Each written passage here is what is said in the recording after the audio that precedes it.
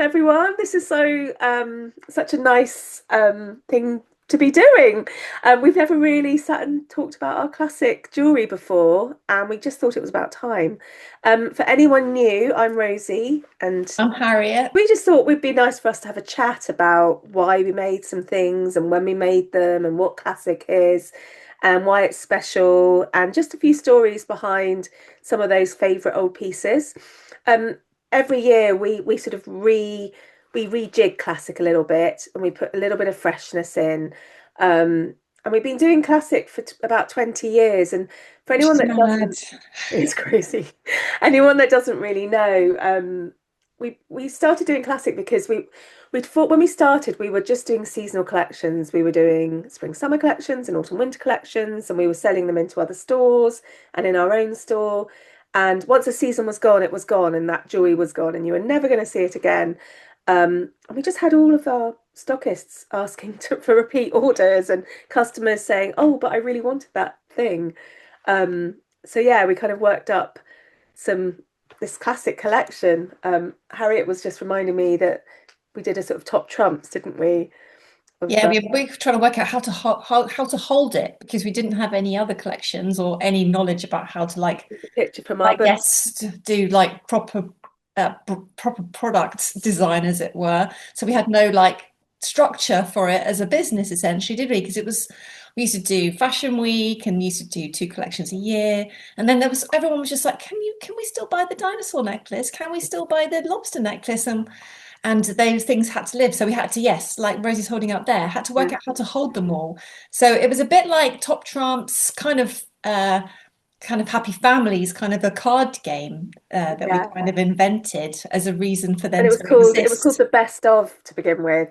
And we did this lovely shoot with all of our friends, and we because we there was like we had the best of the circus performers to model the moustaches, and there was the best at writing, which was our journalist friend Anna Marie Crowhurst, and Best at hairdressing, Charlie Lamindu.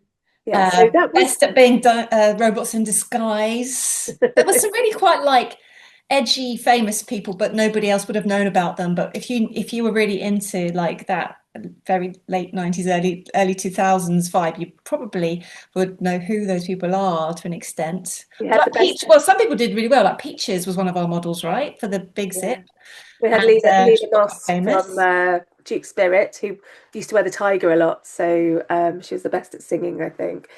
Um, but yeah, we're essentially just going to take you through some of our favourite pieces. They've got sort of memorable stories. Just thinking back to why we made it in the first place, and why it's still relevant today. What we are going to do in about half an hour or so, a lucky person will be randomly selected for the £50 voucher, and that will go into the chat. And if you've got any questions, Alice is on hand to answer them.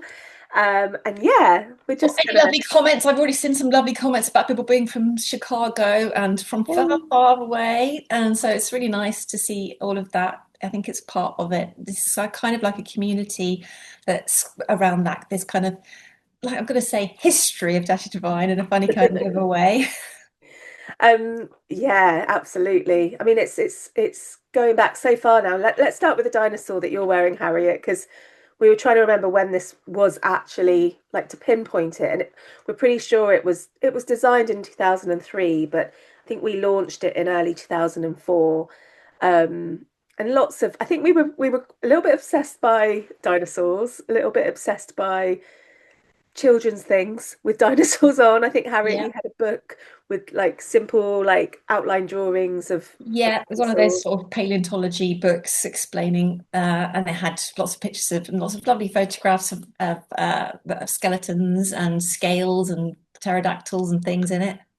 And I remember being in the Natural History Museum and just being looking at it was a Diplodocus, not a T-Rex, but just going, oh my God, it's like a necklace, this huge thing dangling from the ceiling. Why couldn't that dangle from your neck? Well, And we had like absolutely.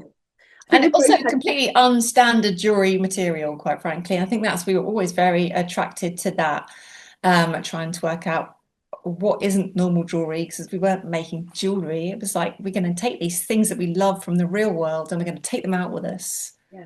And I managed to dig out. I had this obsession with this sweatshirt, which was of dinosaurs.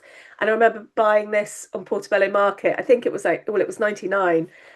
Have you still got that? Still got it. My son wears it now. So good. It's not really good, but it was that thing in the 90s of like late 70s sweatshirts, kids' clothes. Harriet and I used to wear a lot of kids' clothes. So dinosaurs were in our psyche, and we wanted to make them into jewelry. And I think I was digging through my archive. I found this little fella, which is green.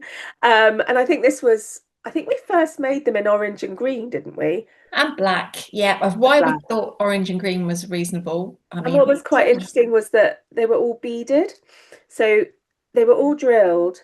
Each piece was drilled and then threaded onto a nylon thread and then yeah, beaded. And we used to have like these epic making days at the studio called Dino Days where we'd get as many people as possible and everyone would have a bone and it would just literally, or no, everyone would have a piece and everyone walk just walked around around the the room. table.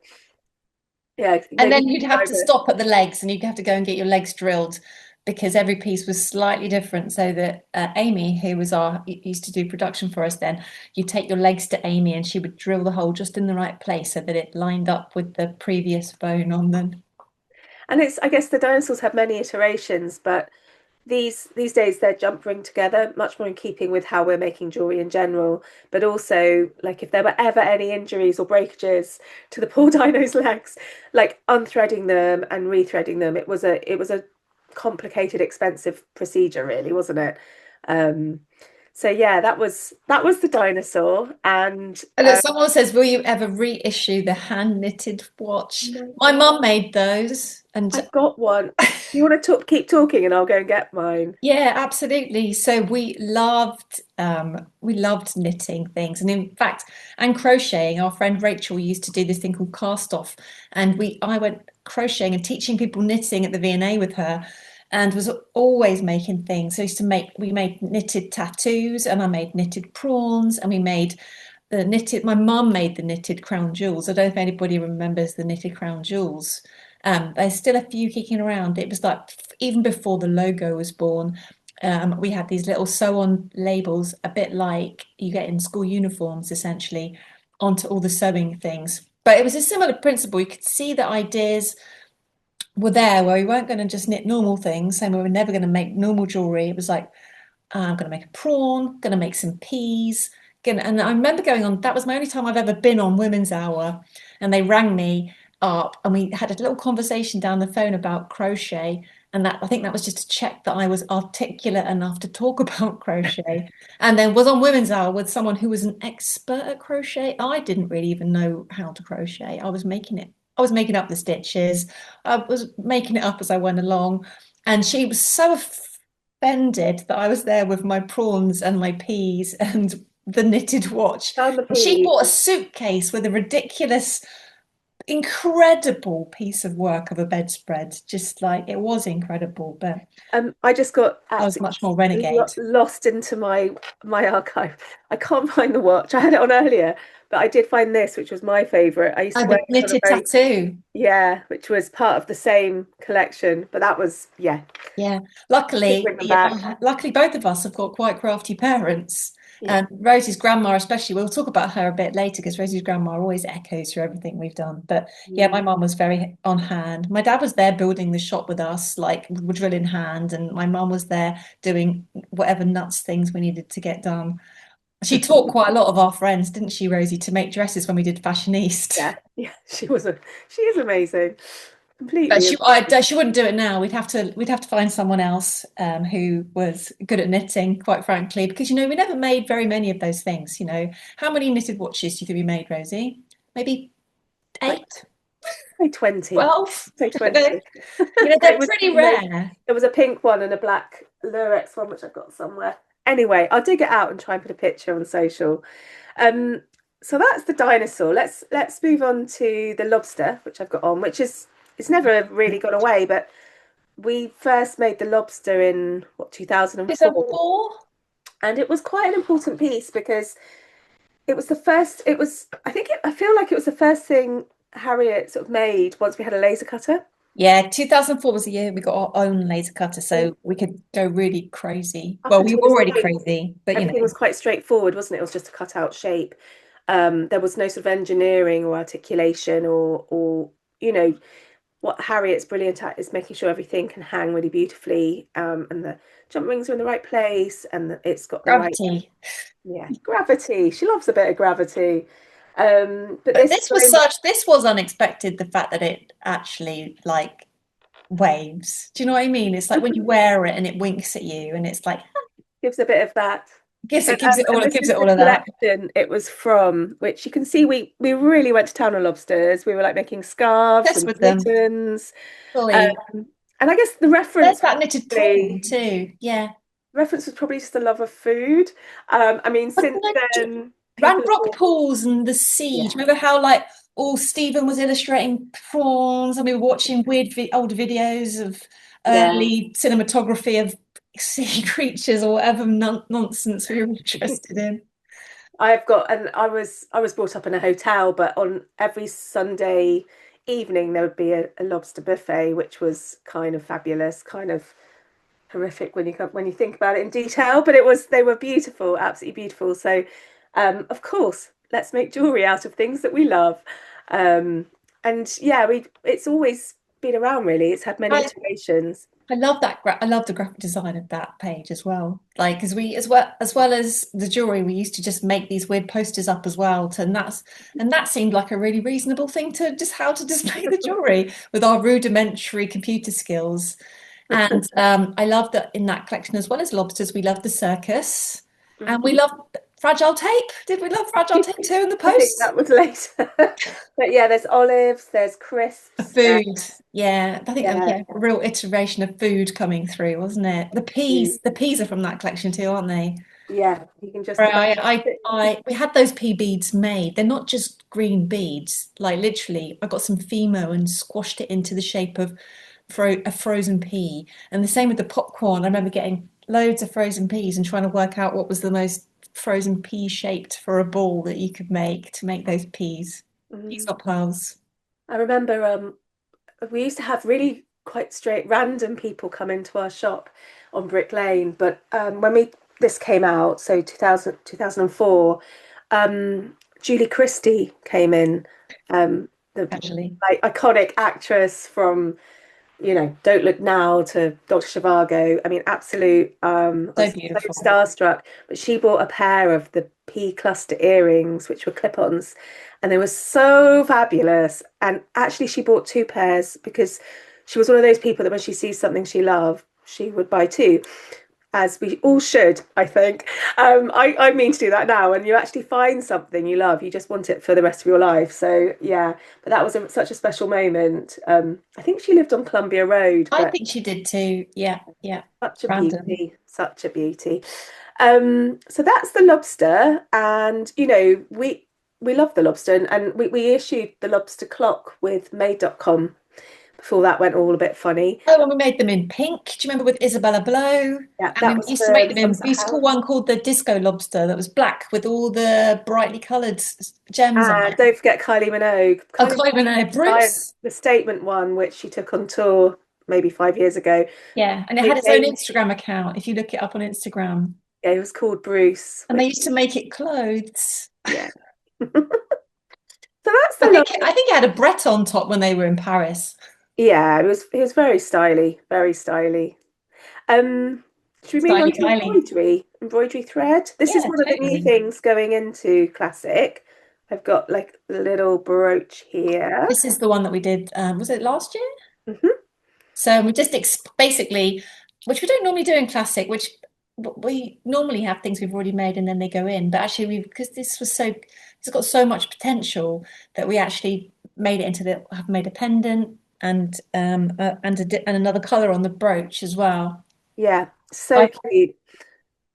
But yeah, I mean, we basically always loved all things craft, all things haberdashery, all things making.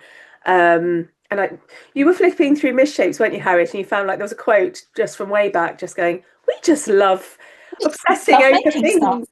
Yeah. Oh, should I can find that? Yeah, it's in Yeah, that. I It's on couldn't the. find it earlier, but I've dug out.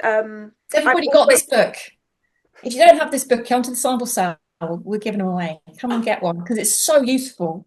It's so useful. It is I the use it every Bible. day, literally every day. I think we need to make another one, Rosie, because I've got 5 years missing out of this one now. It's true.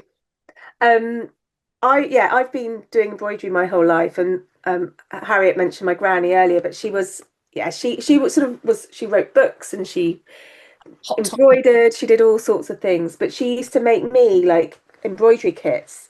So this was, I think she made this for my 10th birthday, so long time ago. This was a cushion cover, and I've still got. So she would put all the embroidery threads on a card, and and put the names of them, and I just really, yeah, just really love embroidery thread. And we used to make friendship bracelets out of the leftover threads.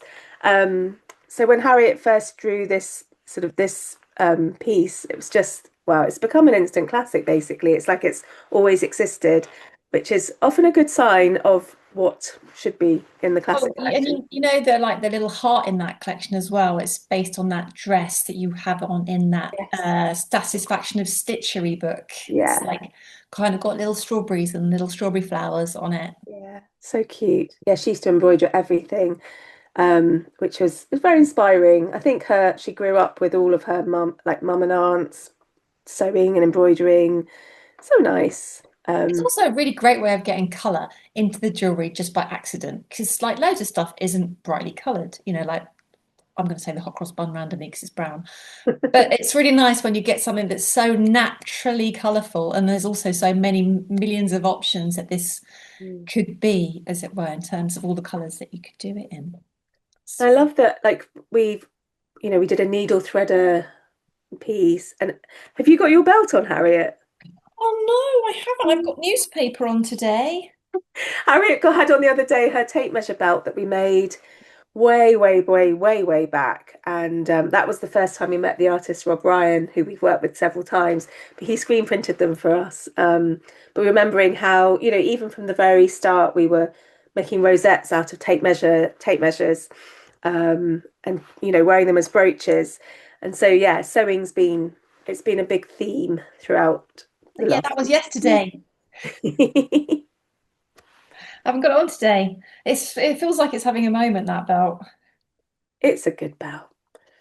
We're classic. Um, We're literally classic. Like almost like a classic car. Where should we go now? Should we go embroidery in a pickle? Yeah. Looking at what's behind you. Yeah, I found this in the corridor outside it because this is a piece of foam board that is a photograph of our old studio space, which our studio space looks like this now. Ba-ba, which is all, photography and drawing and everything like that. But this is kind of like we make all the jewelry in Kent now, not in London, because we used to make it all in the basement just when we were together, but we ran out of space. And then my mum rang the local council and asked them what if they could help us, which is partly why we moved our production to Kent. So they've got the gherkin jars now. So But yeah, we've so this is we're talking about our little in a pickle necklace. And when did we do this? Was it 2 years ago? 3 years ago? longer, I think. What does this book say on it? It's this era of sketchbook where it's got stickers all over it, and I haven't written the date down the side of it. But it really made us chuckle because basically Harriet loves eating pickles, and we used Yeah. to in the very very early days of Tatty Devine when we worked at Brick Lane, everybody used to have to eat pickles all the time because we needed the jars. I think I ate all of these. So behind Harriet, we basically created these shelves where you screw the lids in, and then you could just undo the jars as you needed them. So the jars would have chains or buttons or threads or needles or whatever. And yes, we just would eat pickles and bagels pretty much. I think that was pretty much it. Constantly obsessed with pickles. But then this necklace came into being from a collection that was all about like kind of like little idioms and little catchphrases like catnap and in a pickle and eager beaver and all of those little cute things. I'm sure some of you remember that collection because loads of lovely pieces dropped out of it. Pigs Mm. Might Fly, we'll talk about as well, Raining Cats and Dogs, Love You to the Moon and Back. There's so many Yeah. lovely little turns of phrase in the English language that are And so illustrated. lovely pieces of jewellery came out of it. Yes. I just randomly found this page. I don't know if you can see this. My sketchbook, mine looks weird on mine. I think it's because it's trying to not be soft focus. But this is just to kind of illustrate how, like, the drawings that I do are kind of like they're more like ideas. They're just like it's so nice to find like the nub of an idea when you find the little scribble of it, as it were. And then it gets worked up, and I think it was just that idea of being able to make something inside, and then with the bend and the dangle, it just also I really like that like last gherkin in the jar kind of Wally thing, and those really, really big gherkins that you get in um chip shops, the giant ones, they're just delicious. Well, my brother lives in Finland, and in the supermarkets in Finland they have like barrels as big as you could get in with gherkins in them and tongs, and you could pick out the biggest ones. They're always I really funny. loved it They're because always funny. I know it's bad and a bit naughty, but they are always funny. just a little bit phallic. What was quite Me. fun as well was that about a year later, the Yorkshire Sculpture Park had a big Erwin Worm exhibition. I don't know if you're familiar with his work. He's Austrian, but loads of pickles. So they were selling this necklace alongside the exhibition. And when we make jewelry, we don't necessarily dig deep always into references and all the rest of it, but it's so lovely when it becomes sort of when it illustrates other ideas and other things in the world. But yeah, Also, when we did this necklace, the gherkins, they weren't what they are now. It's like quite often this has happened when things go, when we do things, they're quite odd to start with. And everyone's like, why are you making a gherkin? Why are we doing a gherkin in a jar? What? Same yeah, with the moustache, same with loads of like little cute Tatty Devine classic pieces essentially have started off life something where people are like, that is not a real thing. You cannot make jewelry out of gherkins. But like you can't move for things with gherkins on them now, everywhere. everywhere. Um, Flying pigs. Pigs Might Fly, even is the name of this one, which is one of my personal favourites. And same This came collection from, too. yeah, came from the same collection. So a little idiom of pigs might fly. We recently sold some of these to an independent college where they've always been collecting things to do with flying pigs because they say that about their students. Pigs might fly, like everyone will do well, like people that people put down, etc. And it's become, yeah, so cute. I love this so much. I've got the little baby earrings in, but I then think when Harriet was designing this collection, I happened to be on holiday in France, and we were talking about what face the pig should have, and I found this little ceramic in a brocante somewhere in the middle of France. Can you see it? So cute. Um, and I was like, look at this little pig. He'd make a cute face. And I think somewhere along the lines he added to the inspo, but always on the lookout for just novelty things, really. ceramics are always so good as Yeah, well. Like I love old ceramics for giving like bringing them back to life or giving newness. yeah, Because they're kind of like 3D illustration in a funny kind of way, aren't they? Especially that little absolutely. pig. Is that the one that But says saucy on it? yes, you're meant to put a sausage in it. Which is so wrong and so It's so wrong. It's so wrong, but so cute. Just ignore the wrongness of it. But what do you think? Sort of late 70s. Very cute. yeah. Anyway, so that's Pigs Might Fly, and he's one of our little favourites. Um, should we talk about the Cern Abbas? Do you want to talk a bit about that? Absolutely. Where's my little brooch? So I think well this kind of fell out from that lovely folklore. There was that. I love it when the seasonal collections have a connecting link, and it's really interesting because we never stopped to look back. And when we did Miss Shapes to start with, that was the first ever time I've ever really seen anything self-referential, anything thematic that would ever be kind of autobiographical in anything to do with what we'd ever done, which sounds completely nuts, but it wasn't something I'd noticed. But then having a bit more like foresight is not the right word, hindsight maybe, when you look back at the collections, like noticing that like one necklace would jump to the next collection. It was almost be like it's almost like a train of thought. And this necklace, this brooch rather, first kind of had that little iteration in the collection that was all about all the lovely, all colours and kaleidoscope of love. The one where it's all about colours, and there was this green necklace. It was all about British folk, English folk magic, all that kind of like stone circles, Morris dancers, fairies, all that kind of stuff that is so so so hot, if you know what, it's kind of like so interesting, and so you're not quite sure how to put your finger on it because it's so um some of it's, some of it's so unknown, as it were, because we don't have that because so much because of the Dark Ages, essentially.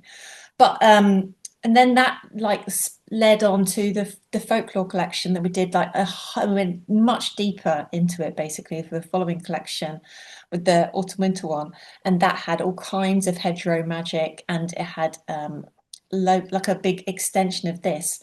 But the St. Abbas has always been like a part of my, I guess, DNA, I guess. It's like I used to spend a lot of time in Dorset, and I think that this ticks all the boxes of sort of Britishness, magic, and humour, for want of a better way of putting it, which always I find highly amusing, quite Great frankly. to wear with the gherkin. Great to wear with the gherkin. Get the giant banana out too, maybe. Yes, no. Harriet's favourite subject. Outrageous, Oh, Rosie. it is so good that I do love it, and it's It's what's a been very really true nice. rendition. It is a true rendition, and it's been so popular, which is I just love that. I Oh love my that. God, someone's wearing the Trevi Fountain earrings. The Trevi Fountain earrings, I remember the day I drew those and I was like, I have got a penis about 14 inches long on my screen, trying to work out how I can pierce the end of it with a hole for the jump ring without, yeah, that. And that, because in those days we all worked in the same room. And I was like, and when I'm drawing stuff and I haven't even showed it to Rosie yet, sometimes I'm like, "Oh, I'm not sure if this is right yet, but this was a penis," and I that was fun. Yeah, Funny. crystal piss coming out of a penis. That's a completely normal thing to make joy about, Rosie, right? Absolutely. Normal. I think I had a small boy child as well who just, yeah, cherubs, angels. Should we move over to the kingfisher, another wonder of the British countryside, which I've just put on. This, I think we first did the kingfisher. I think it fell out of the Spring Forth and Breakthrough collection, didn't it? I think we did a kingfisher in that collection that was Yeah. a slightly different iteration because that one had a tiny silverfish coming out of its mouth and was Yeah. a little bit more complicated, essentially. Um, but this piece is just, I mean, it's absolutely beautiful. And I'm lucky enough to live opposite an enormous pond where we regularly have kingfishers. And in fact, I saw one the other day. And it just doesn't fail to basically delight. I mean, it's just the most exciting thing when you see one. Um, So birds are so magical in general. Where I live in Clapton, there's not many birds because there's 1,000 cats. And I was walking by my parents' house on the weekend and I saw a blue tit and I thought it was the most tropical bird I've seen because I was so close to it. And I was like, Harriet, it's a blue tit. I was like so enamored by it. But the British birds are very, very special and very lovely, and that pond is very magical. yeah, and I always know when he's about or she. And actually, that's interesting. The boy is one of the few birds where the female and male are the same colours. Like there's a very subtle difference, I think, to the tone of orange. But yeah, when you see, you know they're about because I get a whole load of twitchers basically with huge cameras outside my house, and I sort of think, oh, me? No, it's the kingfisher. Fine.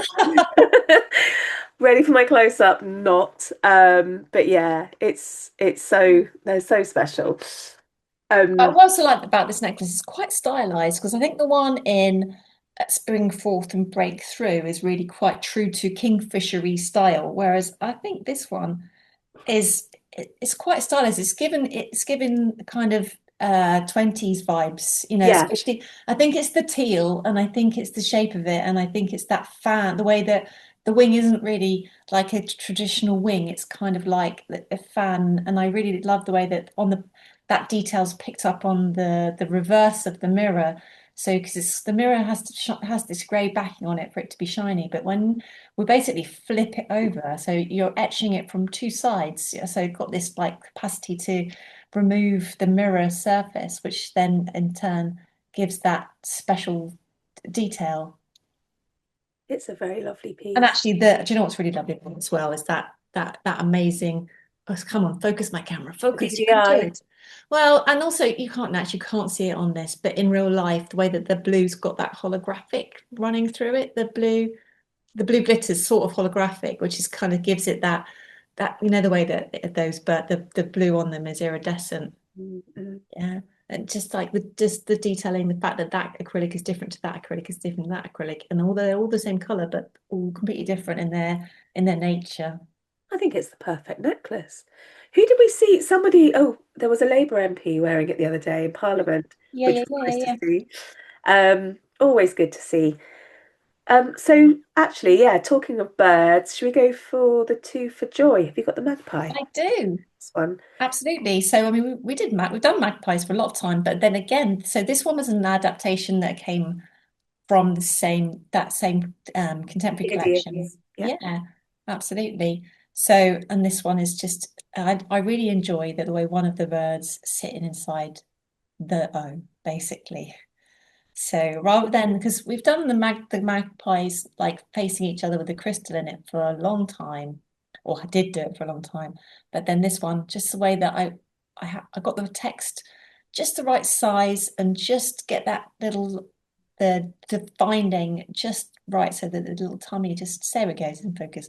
The tummy just sits in that little circle just right. It's quite funny because Harriet and I have basically spent the last 26 years, no, more like 30 years in each other's pockets. We thought it was completely normal that everyone says, "Good morning, Mr. Mr. Magpie. Magpie, how's your wife How's and your wife and children? children?" And we both grew up being quite superstitious and always, saying hello to the 100% you'll magpie. never find a 13 in anything to do with Tatty Devine. But always, like if you see two magpies, you genuinely feel lucky. So it's yeah, and actually, when you go out into the world, you realise not everyone thinks that, but we do. Um, and apparently our customers do too, because it's such a popular piece. But yeah, it does bring joy, and it does bring luck, and it does bring happiness. So it's all good. How many can you go up to? One for sorrow, two for joy, three for a girl, four for a boy, five for a something, six for something, seven for Five for something. silver, six for gold, seven for a secret never to be told. Boom, there we go. I knew you'd know it. So that is two for joy. And that, is it a thing where you only say it before midday? Does it work all day? I feel like it only works before mid lunchtime. Well, depends which part of the country you live in, I think. I'm not sure. It's lucky even at night time in my neck of the woods. Um, right, and then we were going to talk about the Ace of Hearts, which is Which all I would say goes right all the way back through to when we were at college, Rosie, right the way back to being at Chelsea. And my brother is a magician, casually, because that's what nuts case kind of situation happens in my family, where you get a magician in the family. And when we were at college, my brother used to come to the college bar because he was working at Hamley's doing magic demonstration and Harrods. And we were all pretty young then, quite frankly. He used to come and he used to love the college bar because the beer was so cheap and he loved beer and magic. And he would do all, he was really good. He really loved close-up magic, really loved card magic. And art students love that kind of performance. So my magic. brother had everybody eating out of palm of his hand.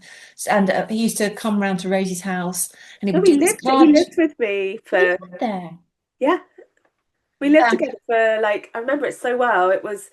I think it was 90, she says, I think it was 97. It was when Buffalo 66 came out because I had the big poster, massive poster. massive poster, and our whole kitchen ceiling was covered in cards because he had this one trick where you'd choose your card, it'd disappear, and then he'd like throw the cards out of his hands, and one would stick to the ceiling, and that would be your card. And that was obviously amazing. He also had the trick where he would like vomit up He would lick all God. the cards and lick your hands and then pretend to puke one up and it would come out of his mouth. Yeah, totally. He was really into Ricky Jay. I think Ricky Jay was the card magic, the guy from New York who would flick Yeah. cards. He was always just flicking them. Very clever Cards, yeah, hands. cards have always been a big thing for us. And I mean, this particular piece we first made in this way for the V&A. It was for the Alice in Wonderland exhibition, which we'd been designing just before COVID, and then the exhibition got delayed, but the jewelry collection was sold alongside the exhibition finally. But actually thinking back, was it Dark Stages, which collection, which Dark Stages. Oh, this is when we did four? a lot of card-based stuff. I found in Oh, oh, my box over seven? there, like we did this piece and we did Oh, the House mirror of ball. Cards and the mirror ball. I found, yeah, the original mirror ball. So this was like 2011, was it? And it was Um, called Dark Stages, and it was basically medieval mixed with there. magic. This Yeah. stuff, thisness. And this is when we did lots of card-based jewelry. So it's always been Peak Noel Fielding jewelry. oh, yeah, peak Noel Fielding. Um, but yeah, the Where the little, tiger came from too, because we were really into oh God, what were they called? What were they not called? Siegfried and Roy. Yeah, yeah. They were Yeah. magicians, weren't they? Oh, That oh, had oh tigers. seven. Oh, seven. Because it's really normal to put stage magic and the Dark Ages together in a collection, right? Normal. That was such a brilliant collection. I loved it. And we Like made little really lovely crowns. pictures of it.